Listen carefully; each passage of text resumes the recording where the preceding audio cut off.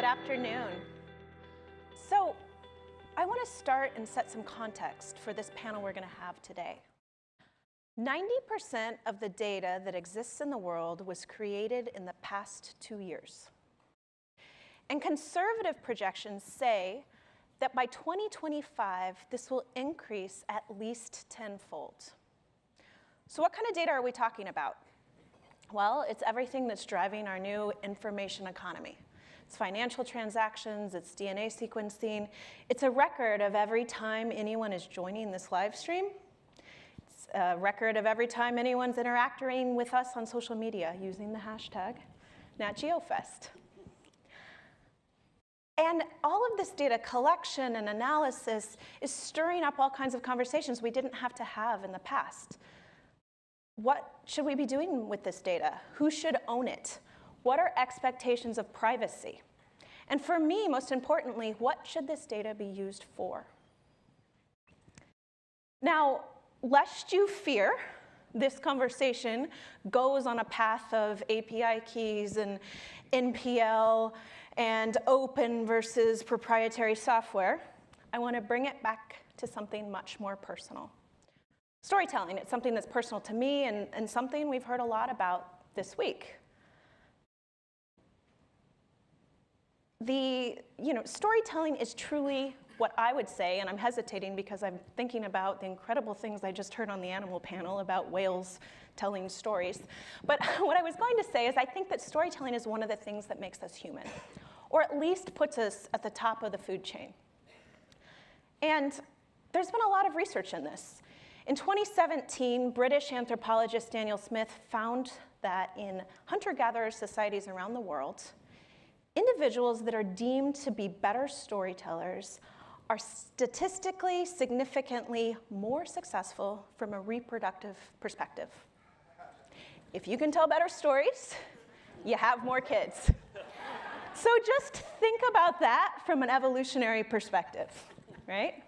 He also found in the same research that family groups or other social groupings that could tell stories and recall stories from the past had higher levels of social cohesion. It was a direct correlation. So what's this mean? On an individual and a collective basis, we are more successful as a species when we can tell stories.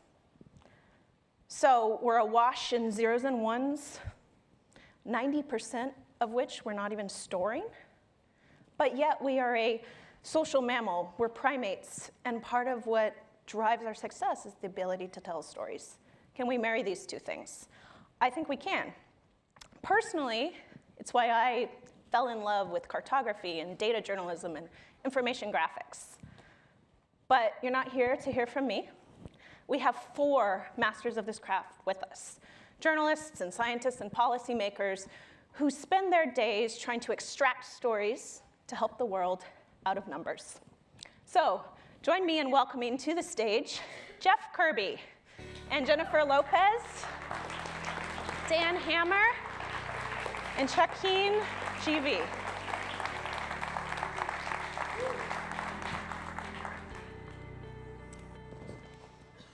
We sitting up straight? We're on television? Okay. Posture. All right. So we're going to start with Dr. Jeff Kerby. Jeff's currently at Dartmouth, but like most you've heard from today, he cannot be put in a box. He's photographed a National Geographic magazine story, for one thing, on geladas in Ethiopia. He flies drones, and he's spent more time in the Arctic than probably most humans will. Jeff, you ready? Thanks so Here much. we go. All right, well, you've seen a lot of incredible images so far, so let's just start with a little bit of nothing right now. But acknowledge that data is everywhere. And a scientist's job is to find the data, but most of the work is in interpreting it. And there's a lot of parallels here with photojournalism. So, we can snap pictures of anything we want. I've been doing it all week, but to make something visually compelling out of that takes a little bit of legwork. So these parallels between science and photojournalism were kind of surprising to me as I kind of stumbled my way through them both at various times in my career. But unifying them are a couple things. Questions make some of the best most powerful and incredible material come out of both of these fields. And at the same time, both of them have a power to impact society like few other fields do. So on my personal journey, there's been one thread that ties both of these things together, and that's photographs, both for storytelling and sources of data. So let's dive in here. This is a photograph that I've been causing double takes with for a couple years now, and in it, there's a lot going on. There's empathy, there's curiosity, there's all sorts of other feelings that people on the internet have told me about, but we won't go to right here. But most of all, there's those questions. And if we get those questions, I can engage with you and dig in real deep, and yeah, we'll have more than 7 minutes of conversation here. But questions are a good starting place.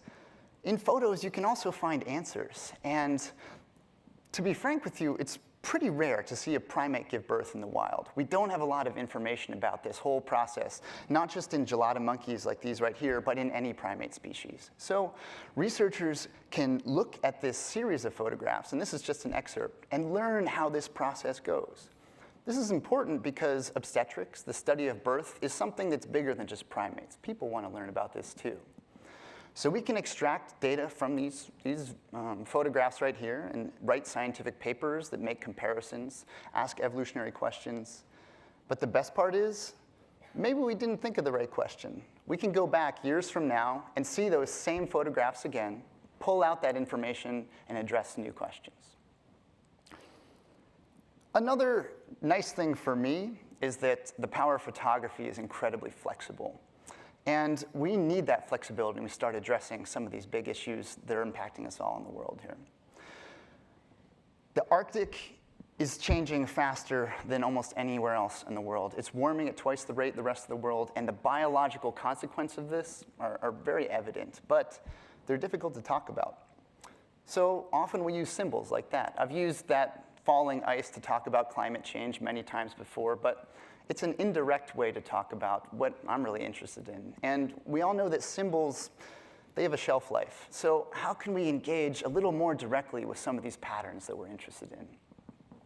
Well, let's turn to imagery again. Satellites, one of the most powerful tools for someone interested in Arctic climate change. This is looking down from the North Pole. It's a figure that my colleagues at University of Edinburgh and I have worked to compile, and it shows 40 years of tundra change. And it tells a pretty simple story, and that story is that in the summer, tundra is getting greener. That might seem like a good thing, but there's a lot going on in a very simple statement like that. And there's also a lot going on anytime someone tells you a very simple story. We can scratch at that a little bit, and if I tell you the details that each one of those pixels is the size of Manhattan, well, maybe you can understand why we might be missing out on a couple things there. So we go to the field. Boots on the ground, old school ecology is incredibly important. Notebooks, binoculars, you can learn things that you cannot learn from satellites doing this. But we don't have the resources, we don't have the human power, and we don't have the time to cover an area like you'd see on this figure here. So we fill in the gaps. We have new technology that lets us kind of bridge what we know on the ground with what's going on from space.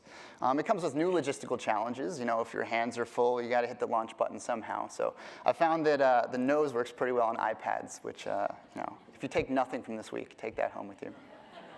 But drones, there's nothing magical about them. They're just flying platforms. And what's exciting is what you can put on that platform and the perspectives that you can get.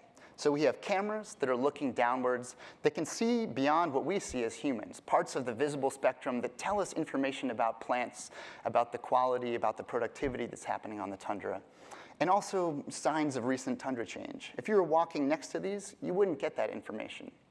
But we have to be careful how we extract this data. We have to calibrate things very specifically so we can compare through time and space. We also build our own drones and send them out on long mapping missions. And then we can see the stories that kind of turn from the accidental art. I had nothing to do with whales in this project, but I was reminded that, oh yeah, this is the time of the year when beluga whales are swimming past the island.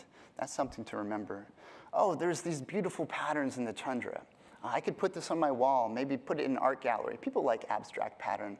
But this also tells us about permafrost and interactions with the active layer.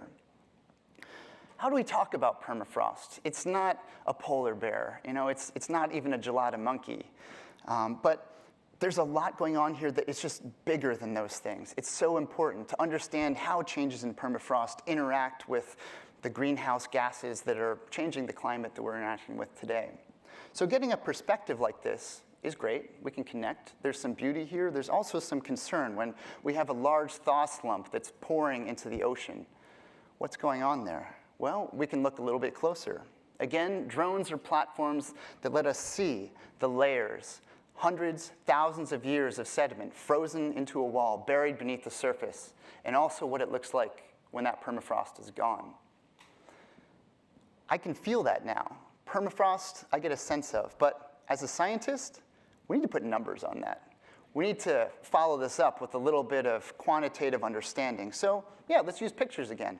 We can take a picture from a drone, and we take 100, we take 1,000 of them, and then we stitch them all together, and we can look at something over several kilometers in size.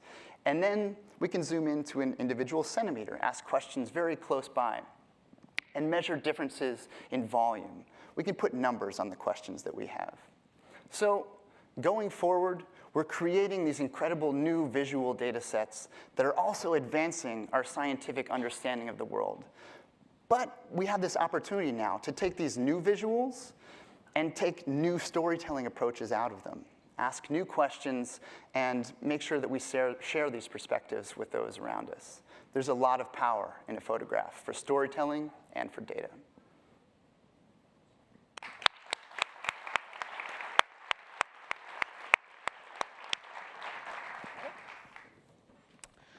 Jennifer Lopez is a technologist. She's also an emerging explorer from last year. She currently works on the US-based team that extracts data from the International Space Station. If there's been a technology you've heard of that's going to save the world, she's probably worked with it. She's also a founding member of the NASA Datanauts team, which is an initiative led by all women to increase diversity and inclusion for women in space studies. Jennifer. Thank you.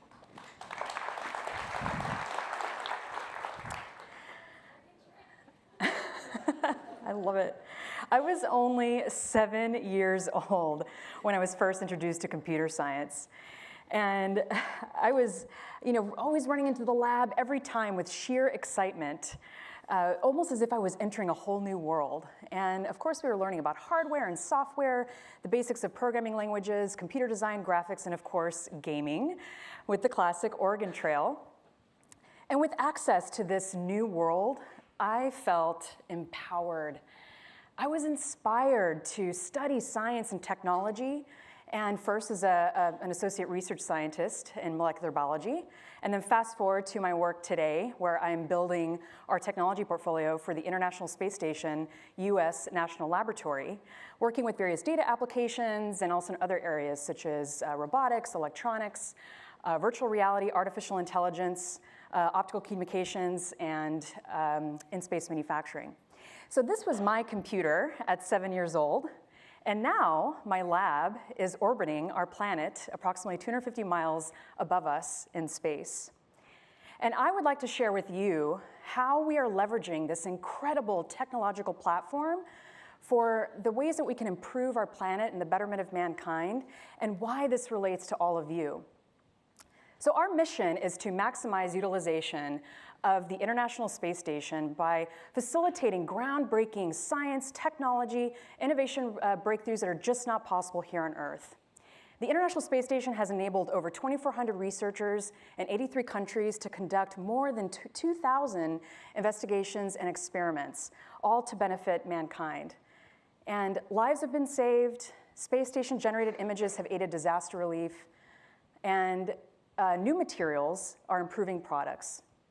So you can imagine the amounts of data that's collected from this platform every day, and flying at 17,500 miles per hour, orbiting our planet every 90 minutes, covering about, let's say, a little over 90% of the Earth's population.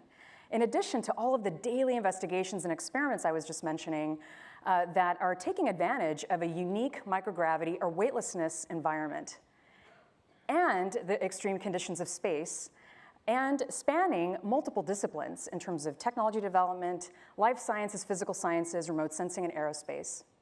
So the first example I'd like to share with you of how we're leveraging data from the International Space Station is addressing cotton sustainability.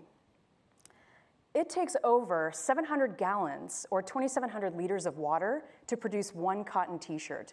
And when examined at a global scale, cotton is actually one of the top agricultural consumers of water.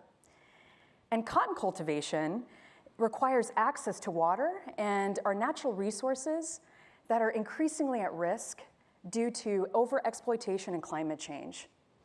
And in addition, all of the agricultural chemicals and pesticides that are intensively used are impacting, from a health perspective, our workers and our surrounding ecosystems. So I am personally very proud of this project.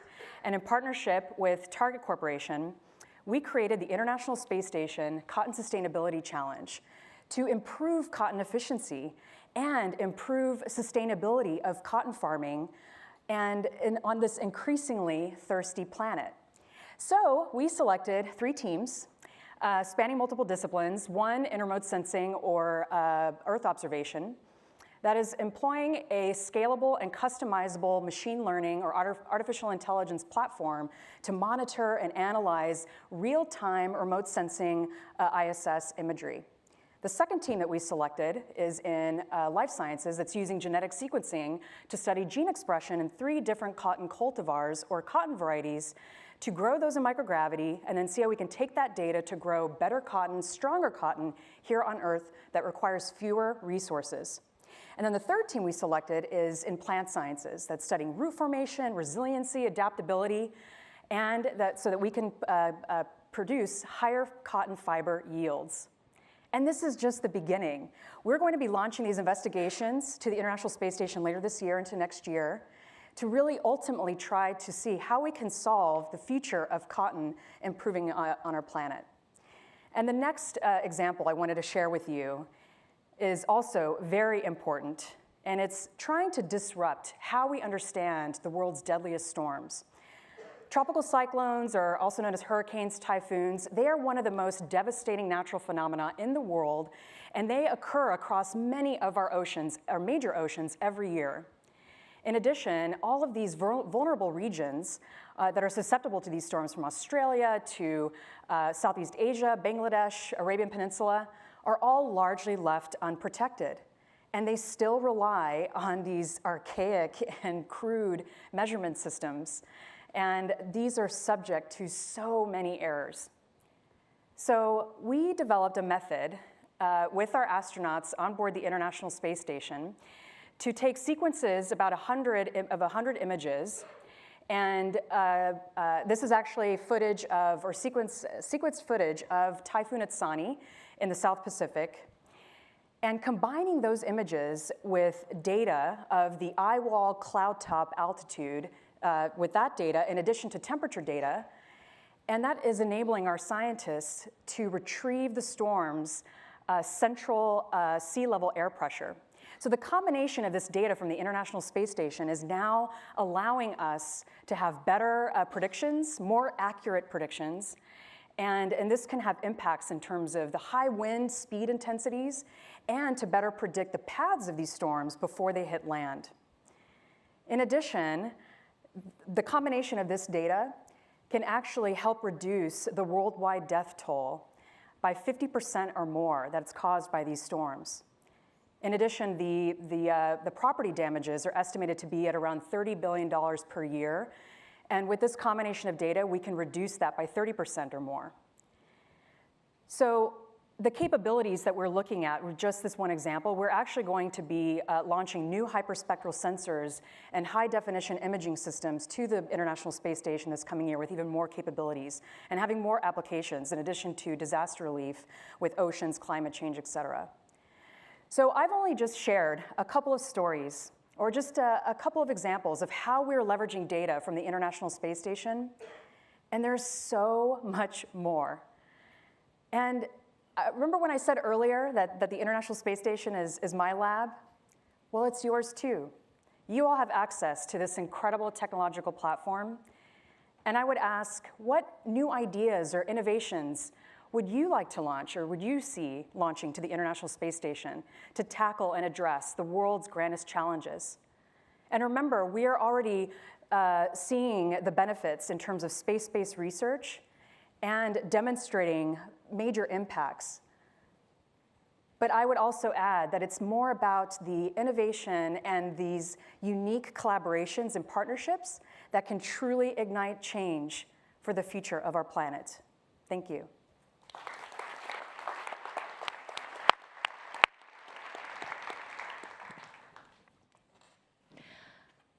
Dr. Dan Hammer here with us has his PhD in environmental economics, but he does not live in the ivory tower. He's perhaps one of the best known policymakers working in the area of satellite imagery. He was a presidential NASA Innovation Fellow and then a senior advisor in the Obama White House and Megan Smith's team. And I think Megan's here. We're going to do a little shout out. But you probably know Dan best for his work as the chief scientist at WRI and creating Global Forest Watch. He's now onto new things that he's going to share with us today, and we're so proud to have him as a newly minted National Geographic Fellow.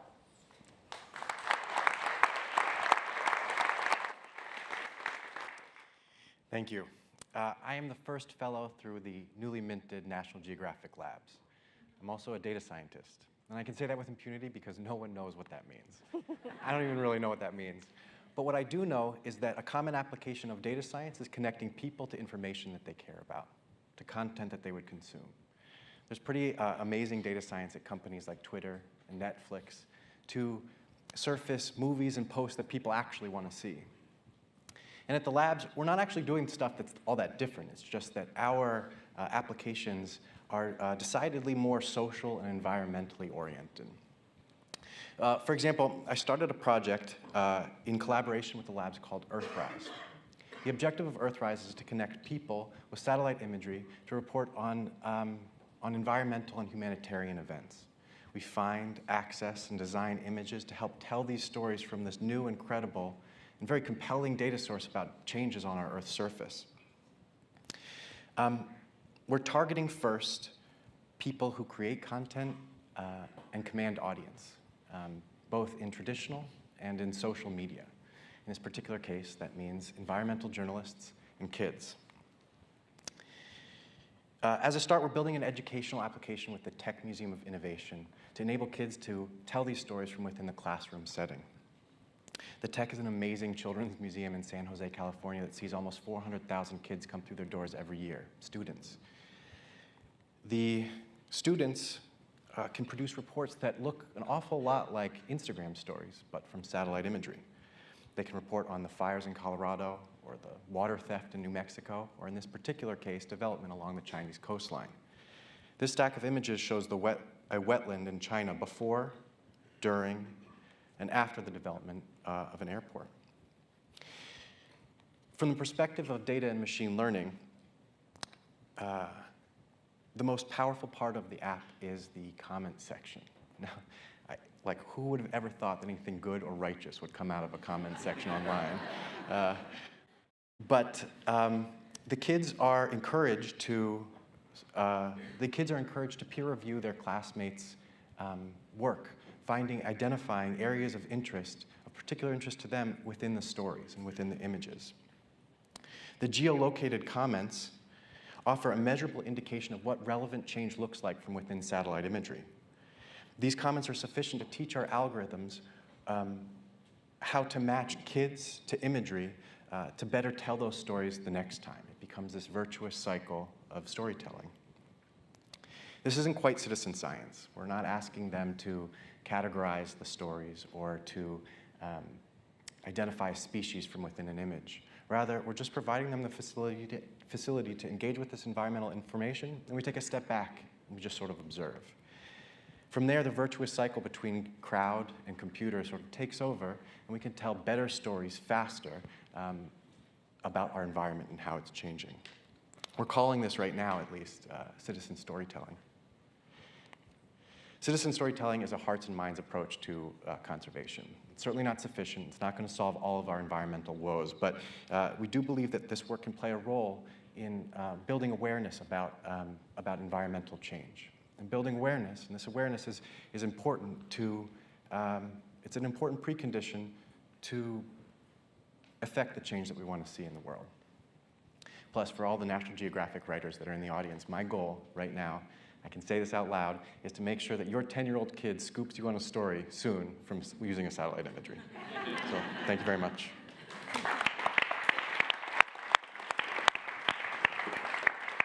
All right, thanks, Dan. And our final panelist we have is Xaquin GV. Xaquin's a Galician journalist. He's worked at many publications. His longest tenure was at the New York Times, where he told me not to say this, but I'm going to say he was part of several Pulitzer Prize-winning efforts. He most recently was the head of visuals at The Guardian, based in London. Xaquin's now back in Spain, and he's working on a PhD within the math and computer science department. And he's working to build tools to help scientists and journalists extract extract stories from data so we can all use. He's going to talk to us about emotional math. Thank you. Xaquin?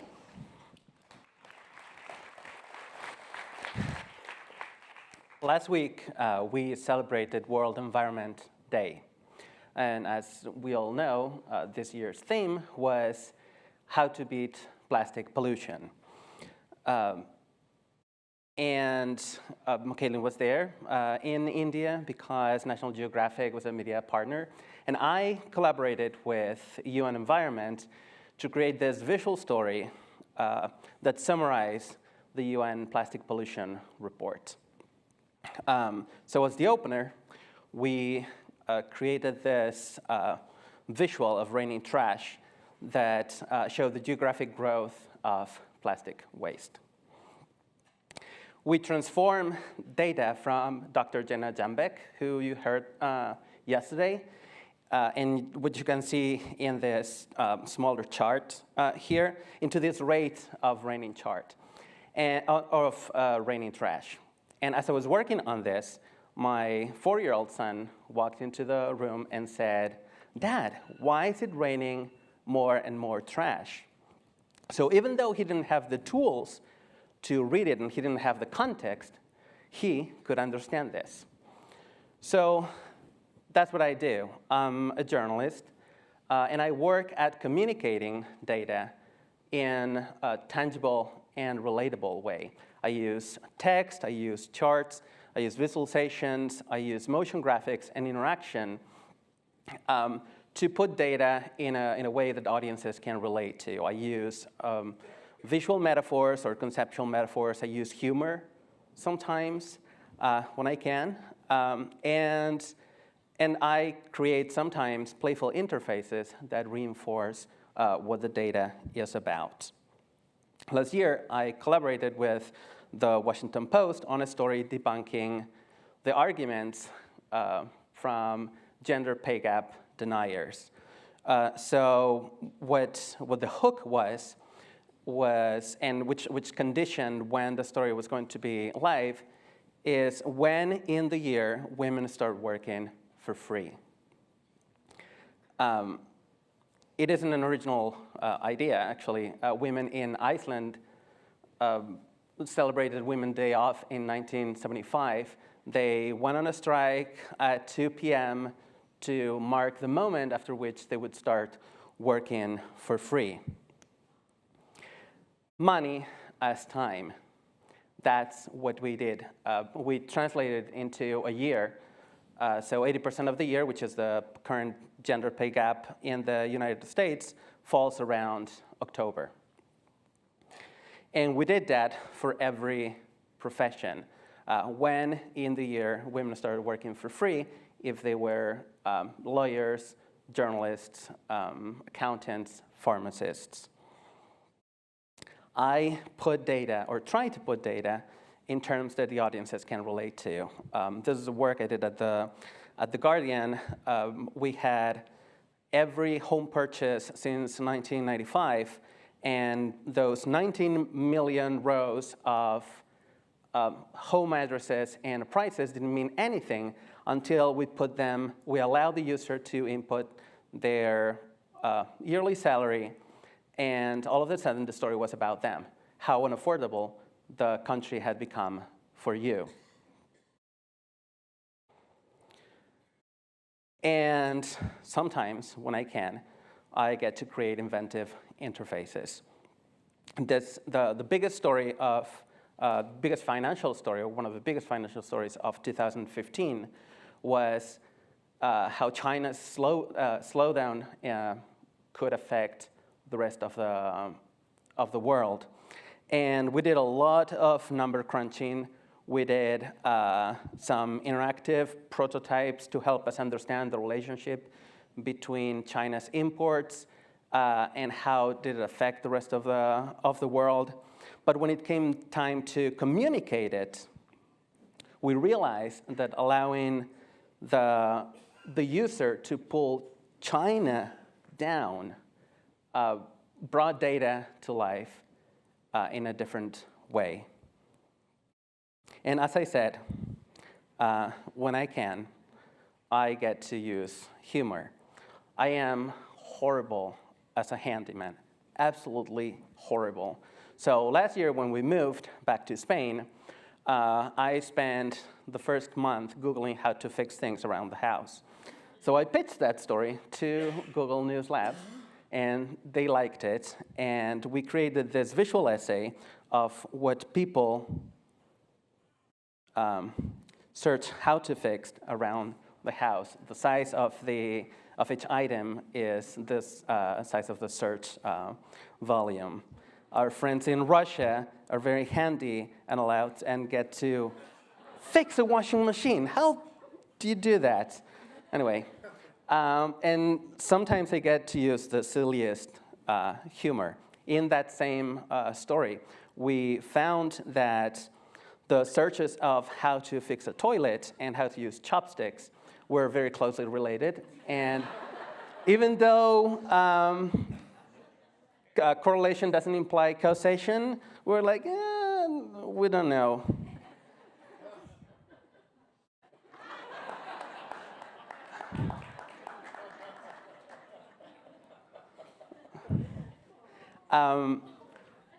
Why storytelling? To circle back to what Kaitlin was talking about, why is it so important to find the narratives in the data? This is my son's first ever story when he was 2.5, verbatim. I just run to the computer to record it. We have no idea what it means. Maybe his therapist will let us know when he grows up. But we tell and listen to stories since a very young age. And it's the vehicle we have, it's the tool, perhaps the most human tool for cognition, is what, it's how we understand the world around us. And that, paired with this data-driven, evidence-based model, I think we all think can help us solve many things. Thank you.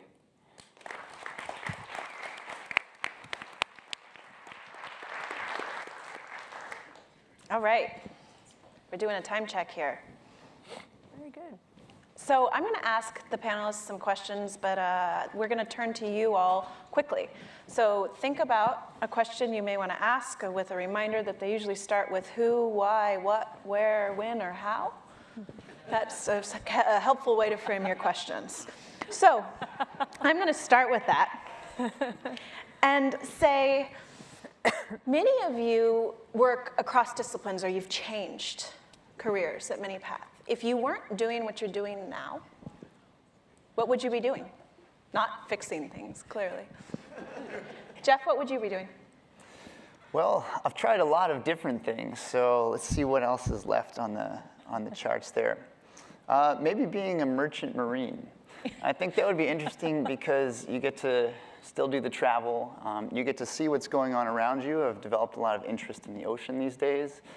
And I think there'd be some interesting pictures that would capture that life I know nothing about, and also maybe be able to share with other people. Jennifer? I would probably still I was in the lab for 4 years, so something along those lines. I think at the time I was wanted to get my PhD. I was focused on infectious diseases and wanted to work on the field, so probably somewhere in that direction. But I think, similar to you, a lot of the things that I've done across my career, my path, they all come together and intersect to the work that I do today. So, yeah. Dan?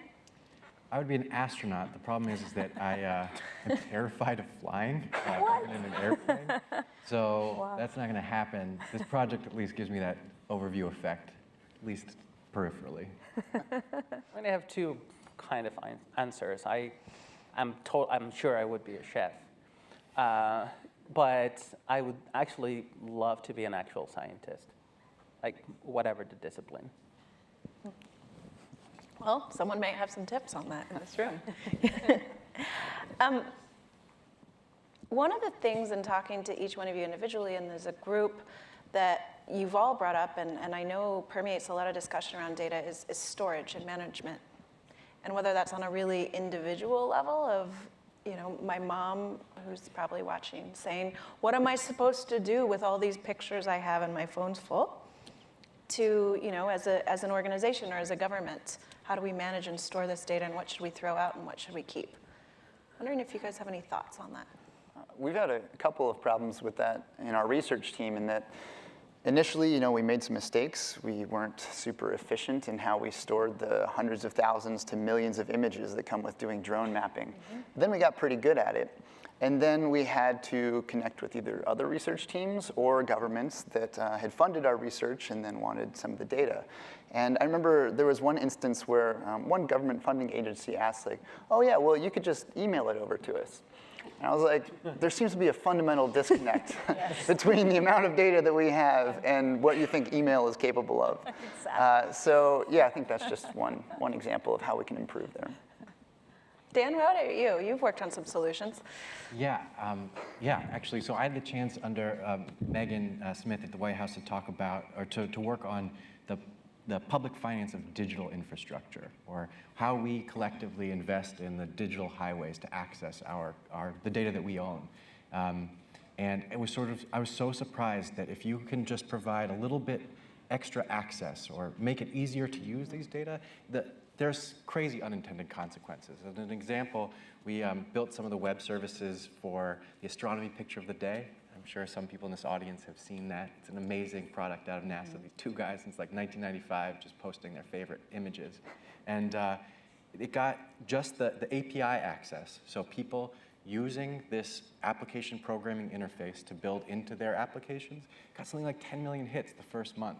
People just loved being able to incorporate this Lego block and assemble it into their own application. And I would never have known some of the applications prior to building that. Just some faith and just, I hate to say it, but build it and they will come. I don't totally agree with that, but in this particular case, on these high-value assets, making sure that it's easy to access and incorporate into your own application. Anything to add, you guys? I think we're going to have to, in addition to what they've been saying, just looking at the broader picture to see how can we better approach in terms of the storage and those different options and everything out there. That's also interesting to see what's coming up from the commercial side. But I was just in a conversation with another explorer yesterday or a couple days ago that he's been aggregating hundreds of thousands of photos and from an archival standpoint, not really sure what to do. So I think there's still some gaps, but I think the organization is going to be key in addition to what are some of the services that are offered with storage. But we'll see where it goes. So Xaquin, it's a dream data set you want that either exists or doesn't. You want to get your hands on. It does exist. There are many exciting data sets. The challenge is always how do we surface the stories in them, and I think that one of the great things of the project that I'm working with you guys on the fellowship is if we put that tool out there and people start to use it, it will help not only them to figure out how to surface that, but It will simplify it for other policymakers and for other communicators to be encouraged to find stories in that data. I don't know what is the data set of my dreams, though, but I mean, working here at Nat Geo 3 years ago, I found many of the data sets of my dreams already at my fingertips. Yeah. Anyone else? Data set you really want or you want to create?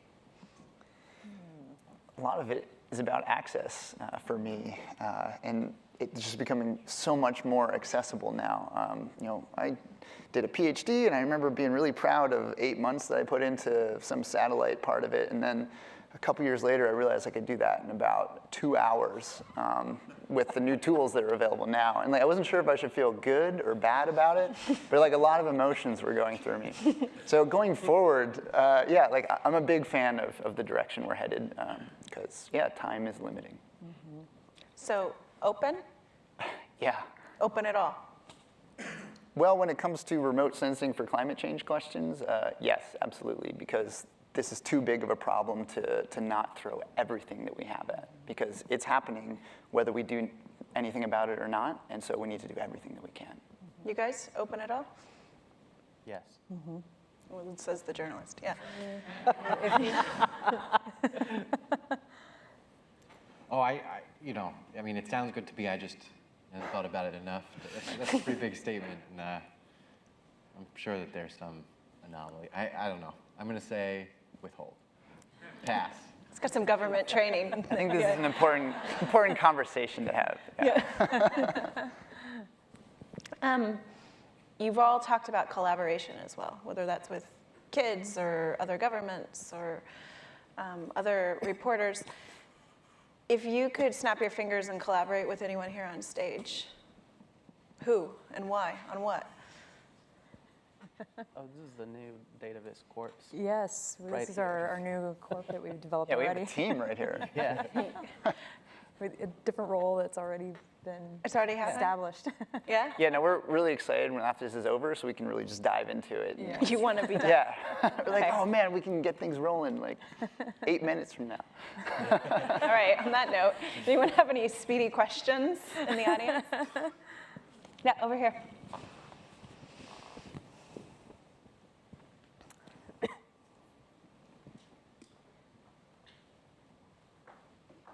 Hi, thank you very much. This would be a question for Dan. I'm a filmmaker, and I'm really quite curious as to what the access is like to imagery from space to use in productions that we're working on, and then further to that, do opportunities exist where we would actually have the opportunity to direct some of the images that we'd be looking to get to fit into the stories that we'd like to tell? We could do that.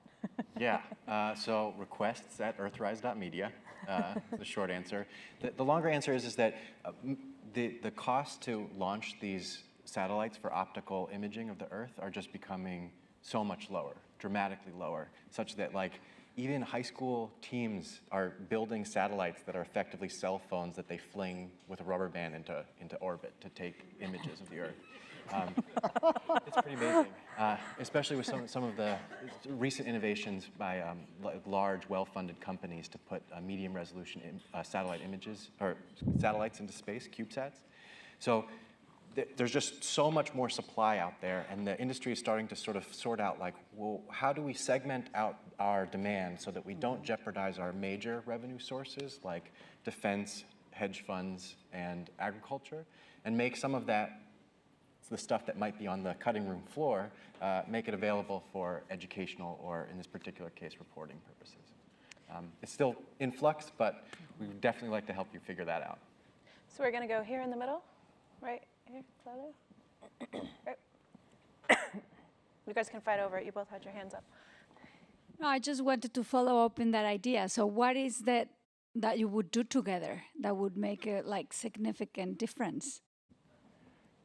No pressure.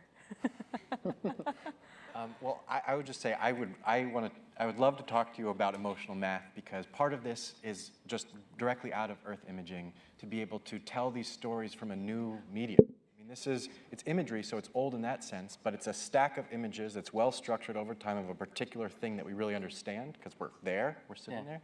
And that's never really been done before because this medium has been reserved for like I said, defense analysts and commodity traders. Another thing that I would really like to learn more about is how to just learn these skills, because I know that from projects that we've been working on around even just gender and media, to be able to tell the stories in a more compelling way that people get. And some of the disparities are so large that it seems like it should be easy, but it's not easy. Let's go over here.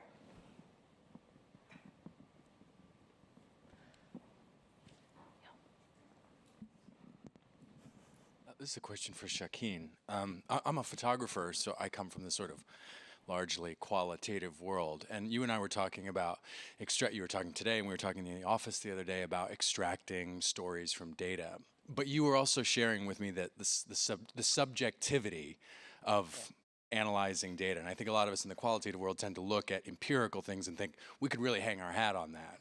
But how is there like a bulwark, if you develop what you want, to make sure that if we are extracting stories from that we really can hang our hat on it and know that it's not subjectively sort of analyzed or something? Right. So it always depends on you have to check for biases on the data set that you're gonna use. But since the project I'm working on is mediated, it's a conversation between the computer, the machine, and a human. The human bias and the human point of view is going to be always present. You always have to be honest with how you're doing it and the reasons why you're doing it. I think now that I'm outside the newsroom, I can share my point of view, my honest point of view on things. I do journalism with a purpose. I don't do like objectivity anymore. I think it's a load of BS, objectivity. But I think as long as you're honest and as long as you're real with what you're talking about and you are transparent with your audience, we're fine. There'll be a trust. If they trust you, if you're transparent, they will trust you. If you're not, then it's always like, why is that your point of view? One here. This question's for everyone. So what are the pros and cons of putting your data up online for free? Oh. Jeff? Yeah, well, it depends where you're coming from. From a science or maybe a storytelling perspective, if you put it up before you're done telling that story, someone else might tell it before you do, and maybe they'll do a better job or something, but if you do that enough, then you just don't get to tell stories anymore, and you need to find another job. But there's also the other problem if you're too protective. You sit on a golden egg, but it never hatches, and then the world doesn't get access to that information. So there's always decisions and trade-offs to be made. Jennifer? I'd say on the pro side, that you can potentially have people engage or access the information in a different way that you didn't think that could be, that you could reach in terms of uncovering, looking at particular data on the science or research side to have new discoveries or things that could be applied that the principal investigators or scientists didn't consider. One of the examples I was actually just talking about recently was, and I showcased this last year, was some imagery that was taken from the Juno mission for Jupiter. And one of my buddies is the principal investigator, Scott Bolton, and he was sending me this YouTube video of some of the imagery that it was raw data of this imagery that was then processed by somebody not in the field and not a proper scientist, and just took a few months to color and process the imagery, and it turned out to be this incredible video that the scientists were then able to use, that they were just uncovering things that they didn't consider before. So I think that from my perspective, that's at least the pro side. I don't know if you have other Anything else to add? thoughts to add? Yeah, I think. Unless you do. No, please. I'm going to go with the scientist answer of this. Like, if you open your data, it will lead to replication and check if what you're trying to say is actually true. Somebody will be able to call you on your bias if you didn't realize that you were biased. I am always for open data, although I've worked in organizations that would never put out, and with data that will never be put out and open. But one final question? No? Okay, I'll do it then. In 5 words, you're gonna be editors. What are you most excited about? It's the next thing. 5 words. We're going down the line. oh, Whoever wants to go first. Finding the next big question. Wow. Oh. You won. You won. Exactly. Oh, I was going to just say something more plain. My next project in artificial intelligence. There's Ivan. Playing with daughter at beach.